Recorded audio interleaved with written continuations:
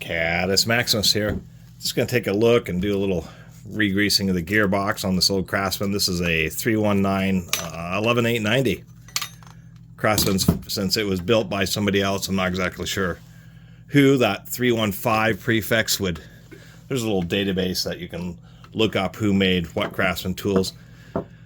This is a saw from the 70s. Popular Mechanics, there's actually a Google link, hit to a 1977 Popular Mechanics article where they review this very saw. The 4-inch, 7,000 RPM. They call it a panel and trim saw. And this would be, I guess, more along those lines. It has a tiny 4-inch blade, so depth of cut, maximum, just less than an inch, I believe, about 7/8. More like 13/16. Apparently, Harbor Freight has, I'll see what this Arbor size is, but this is a little 20-tooth carbide tip blade. It's actually pretty sharp, so somebody at some point replaced it with what does indeed look like a panel blade. You can see these big straight sections just behind the teeth. That prevents this from taking too deep of a cut. Only a 3-amp motor, 7,000 RPM. So versus traditional, I guess, trim and, say, plywood and flooring saws, such as the famous Porter Cable Rockwell 314, this is more of a heavy-duty for cutting inch-thick or tougher-to-cut materials, just because it's a warm-dry 4.5-amp motor at 4,500 RPM. This type of saw, and actually Makita also made a 4.5-inch trim saw that was like 10,000 RPM, but the purpose to a 4-inch panel saw, which is also a confusing term because they're also panel saws, but they're just big stand-up units that are designed to take plywood, and then they have a saw that runs on tracks, so you can cut up 4x8 sheets of plywood. This is for doing things like pegboard and other thin 1/4-inch, 1/2-inch materials, particle board, fiber board, just other kind of thin materials that you may end up working with. And so this is just a much higher speed, just tiny little blade saw. So it has an interesting feature here, which is a geared precision adjust. You just align it with this little flat here. Pretty easy after I lubed it, even after all these years. And then you just use the gear. And I thought that was kind of an interesting feature. So you can actually set it to a 1/2 inch, or if you really want to maybe use it to manually cut dados, I don't know, some other kind of situation where you want to have a real precise depth, this is pretty handy because you can just come up just a super precise. And surprisingly enough, this is all straight. Once this stuff gets bent, it doesn't adjust very well. But this one actually, even for being, what is that, near 40-year-old saw, just need a little bit of lube and it adjusts just fine. Actually, I'll leave that all the way down since I'm going to do a little service on this saw. Other than that, blade guard's a little bit loose in there. I'm going to see if I can't shim that up. Suppose the first thing we ought to do is get this out of the way. Suppose we'll take a look at the motor. It's advertising all ball and needle bearing. Actually use that lever to keep that thing kind of straight and centered. Bakelite, so a high temperature thermoset plastic. Thermoset plastic is a plastic that basically mold once. Once you melt it and mold it, it changes its chemical structure, and you can't remelt it again. It just ends up burning. Brittle, but ABS was the thermoplastic for a very long time. Let's get a little bit more zoom in here. Even more zoom than that. A little light. I already checked the brushes. They're doing okay. Let's take a look down in through there to see how the motor looks. It's nice to see epoxy on the motor windings. There might be a better area to look down at this motor. Maybe just like that. Now we can really see those. Get on the blade here. There we go. Well, those contacts, look, there's not much use. Those are really wide contacts, so this isn't going to be a high-speed motor. And you just want to look through, see if there's any obvious burning, or there's some darker spots, although it's a pretty dark motor to begin with, to tell you the truth. Overall, looks to be just fine. buckles over the brushes. Even though it is 3 amps, it's a pretty small motor. It has pretty wide brushes. The brushes in this thing, I would say, are more along the lines of a 6 amp tool. So it's definitely a motor rated kind of brush setup here. We'll pull these out. And these are actually pretty wide. Those are definitely high current brushes. This, I guess, put it mildly. So that's good to see. They're pretty long. That also indicate, and by the commutator, we know that it's the original set of brushes. It even has the original power cord. Don't over torque those brush caps. They'll shatter and split out on you in a heartbeat.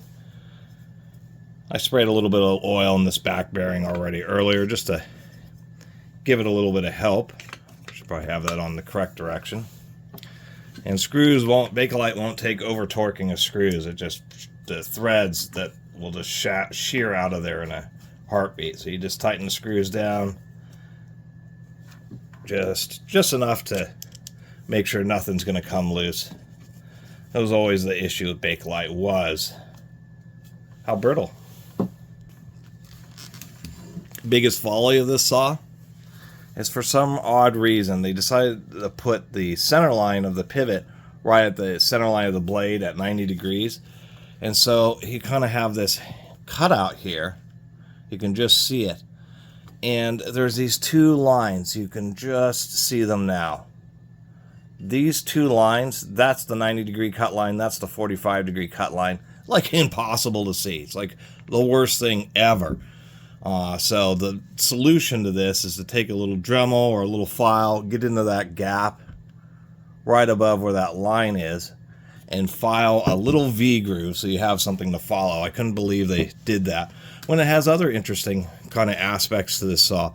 One of them is the ventilation, as we can see, is right there. So it pulls through the saw and kind of sends it out at an angle, so it's clearing out the area around the cut, which I did like. I also like that it actually has a little discharge chute right here for the sawdust. Can't believe this is blowing out so much, but there's a little discharge chute.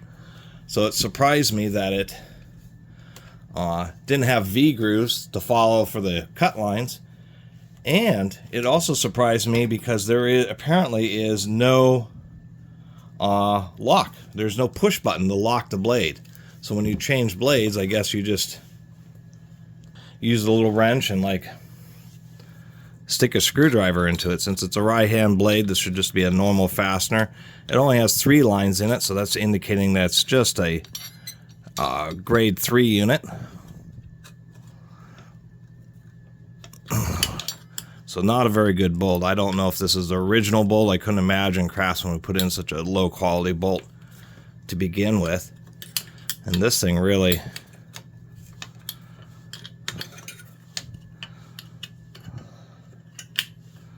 there we go. This says that there's some kind of spring washer involved under this. That bolt is not very long either. Not like the torque has a bunch of, or the saw has a bunch of torque. I have this little grade 8 washer head bolt. That'll be a nice upgrade over the little grade 3. This is just a simple washer.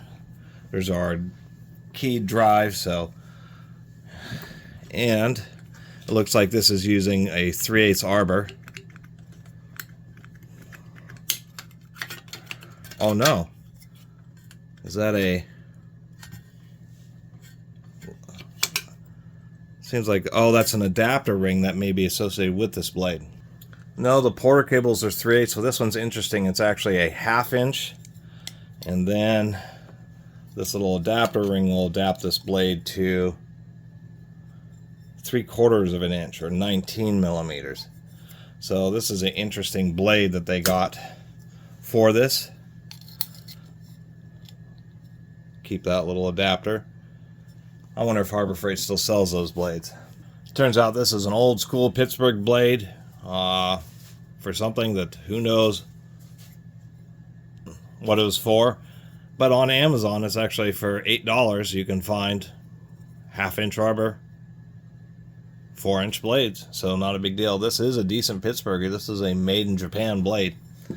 Anyway, get the rest of this off. Just like a skill saw, they're using the pressure of the bolt to pinch the blade and act like a clutch. Really simple work on these tools. It's just always a little bit of a procedure. Pull out the guard stop. Sometimes you actually have to disconnect a shoe to get it to swing down far enough to release the guard, but on this one, I don't think there'll be an issue there. Little nylon piece relieves pressure on the spring.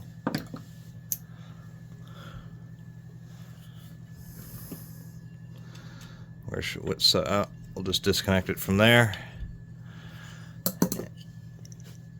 And it uses a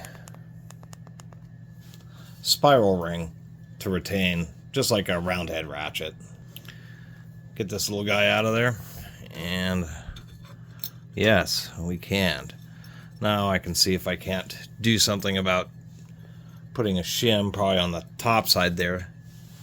And we just have 3 screws. Take a look at the gears. This looks like this is a aluminum cast piece, where on heavier duty saws that would be steel. Screws aren't too bad. Sometimes screws like this can be super badly jammed. That's for sure. A lot of times if you use a JIS screwdriver, which just has a little bit sharper of a more squared off points on the Phillips, they just grab even normal Phillips a lot better. I wonder if this will just... oh. Well, that's interesting. It's just a little... oh, I'm kind of fascinated by that. This is just a little plate specifically for running the guard. And I guess to access the gears, we got to pull this whole front gear case off and up our guard. This plate also helps capture that front bearing, but I'm surprised it's just 2 slot head screws otherwise, but that's all it appears to be. Those were tighter. At least that one was. Kind of a long screw, but it didn't really thread into much, which is kind of surprising. That one was not as tight. Kind of like going through old tools like this a lot of times because of that, just making sure that all the fasteners have the appropriate levels of tightness. Always a little booger. Have to take apart the little gearbox mechanism here. This thumb screw is just held on by a little tiny set screw, because this guard is, of course, the back is bolted to the front part of the motor, and the other side here, there we go, is of course bolted to the main case.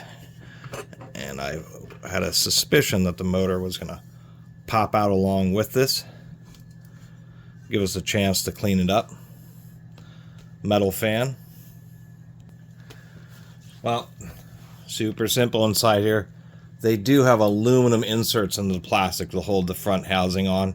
I was wondering what was holding the feel. It's actually screwed in from the back.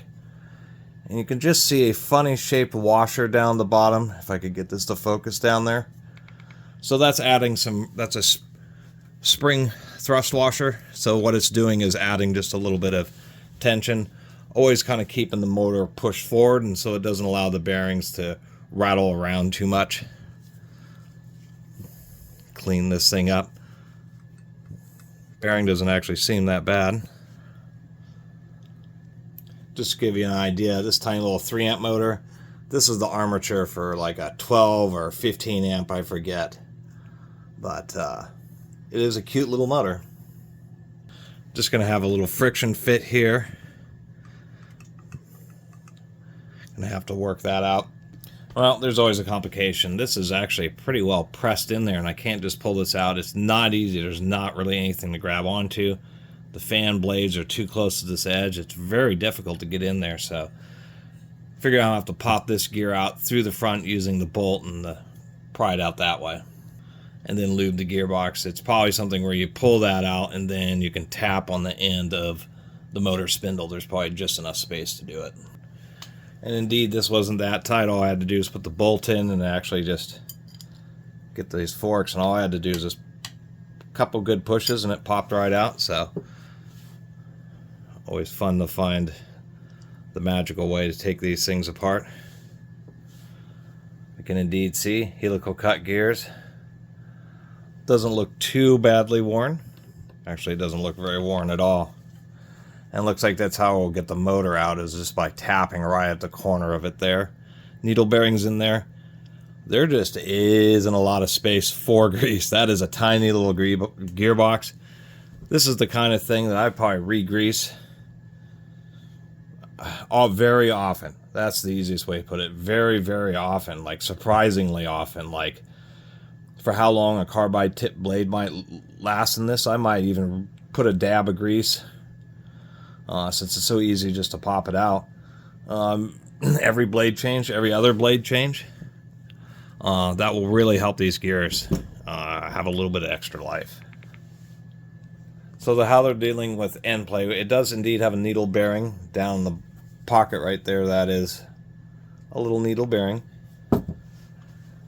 They're dealing with end play by having this bearing pushed all the way down against the gear, and then this cover plate goes over the top of it, kind of capturing the entire bearing. So that's what prevents the spindle from going in and out, because the bearing's held tight.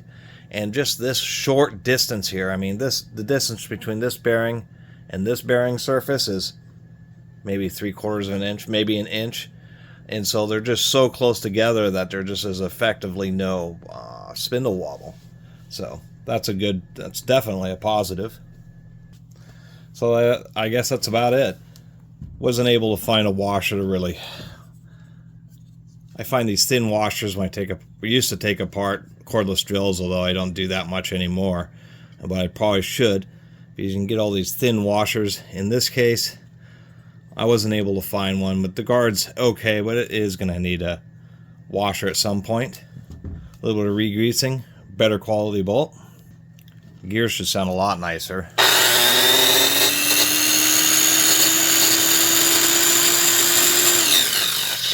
Now it kind of works that grease through into the spaces of the gearbox.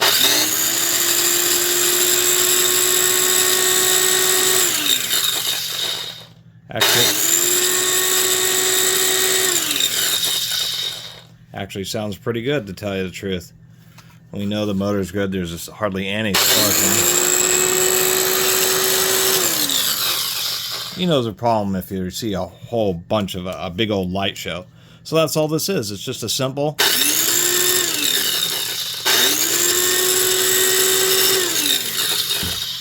little trim saw. Panel saw just for cutting thin material. If you're cutting like, 1/4 inch, 3/8, 1/2 inch, that kind of stuff, of plastic goods, that type of thing. That's the deal, is just having a 7,000 RPM blade, having a high blade speed just makes a little bit of a smoother cut.